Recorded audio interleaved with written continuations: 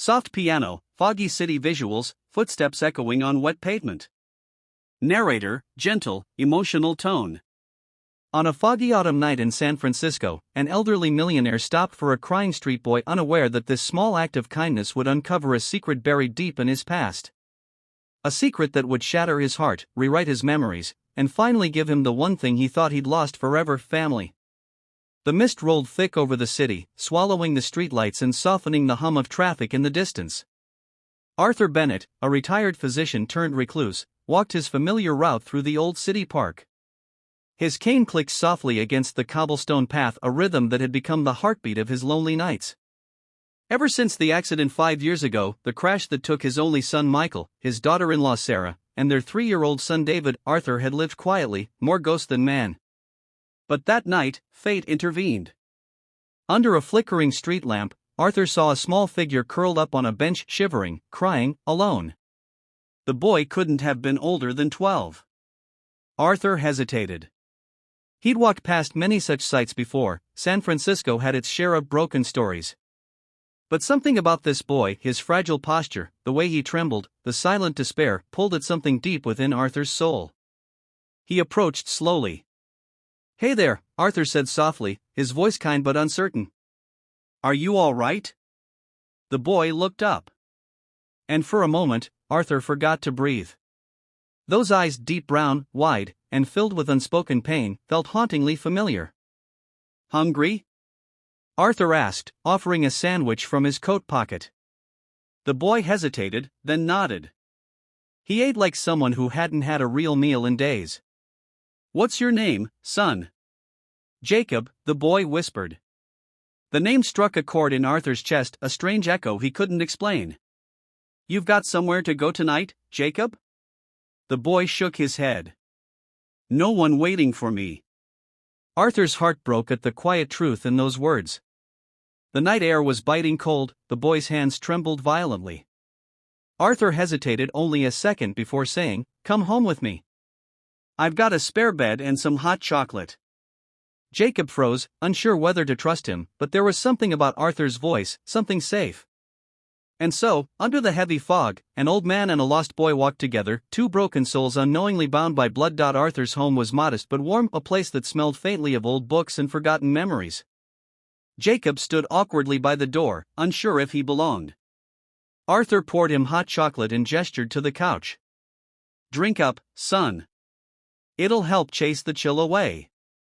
For the first time that night, Jacob smiled, just faintly, and Arthur's heart stirred. That smile. It was like seeing a ghost. They sat in silence for a while, the crackle of the heater the only sound between them. Then Arthur asked gently, "How long have you been out there?" Jacob stared into his mug. "A while," he murmured. "Since, before I can remember." Arthur's chest tightened. Something wasn't right. Jacob spoke like a boy who had lost more than just a home. Later that night, Arthur couldn't sleep. The boy's face haunted him. He looked so much like Michael, his late son, especially in the eyes. When morning came, Arthur found Jacob asleep on the couch, wrapped in a quilt. As sunlight filtered through the window, Arthur noticed something, a small scar on the boy's wrist. His breath caught. He knew that scar. It was the same one little David had gotten when he fell from a tricycle years ago, the tiny scar Arthur himself had bandaged. Arthur's mind spun. Could it be? Could Jacob be David? But the accident, how could that be possible? They'd told him no one survived. And yet, here was this boy. With the same scar. The same eyes.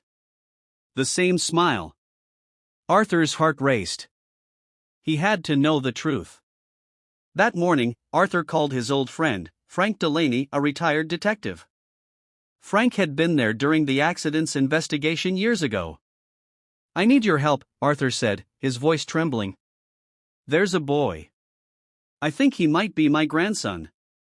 Frank arrived by noon, curious but cautious. Arthur told him everything: the park, the scar, the familiarity. Frank agreed to help quietly. "We'll run a check," he said. "Maybe through hospital or child services records." But don't say anything to the boy yet. If he's been through trauma, pushing him could hurt him more. That evening, Arthur invited Jacob to breakfast. The boy seemed more relaxed now, his defenses slowly melting. Do you remember anything from before? Arthur asked softly. Jacob frowned, searching his memory. Just voices, he whispered. A woman's voice. She used to sing. It felt safe. Arthur's eyes welled. Sarah, his daughter-in-law, used to sing lullabies every night. Would you like to see something? Arthur asked. He led Jacob to a small room at the end of the hall.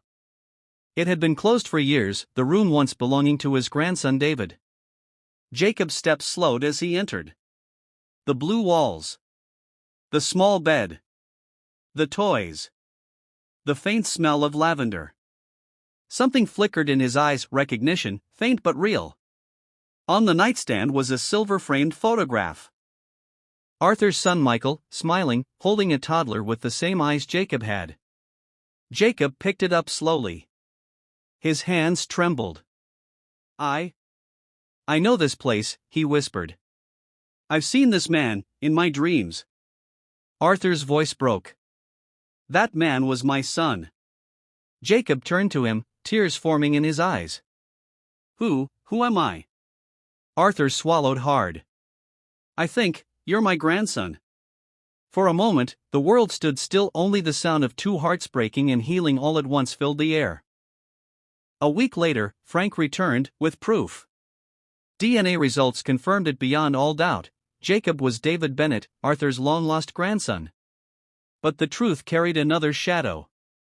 Frank had discovered that Sarah, David's mother, had survived the crash briefly. She had been rushed to a rural hospital, where she'd passed away days later.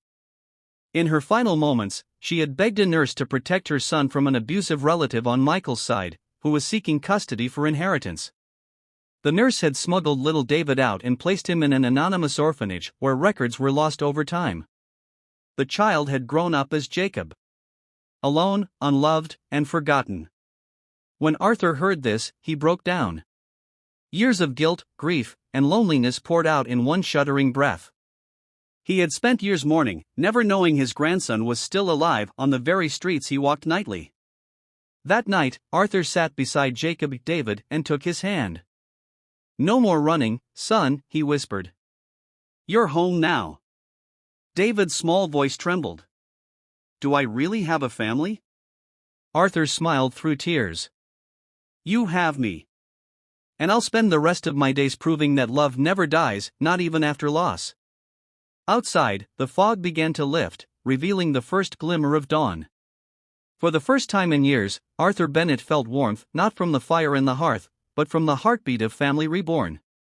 Soft instrumental builds, ending visuals fade into sunrise over the Golden Gate Bridge. Sometimes life takes everything from us, only to return what truly matters when we least expect it. Arthur Bennett went searching for peace and instead found love he thought he'd lost forever. Because sometimes, the family we think is gone, is simply waiting to be found again.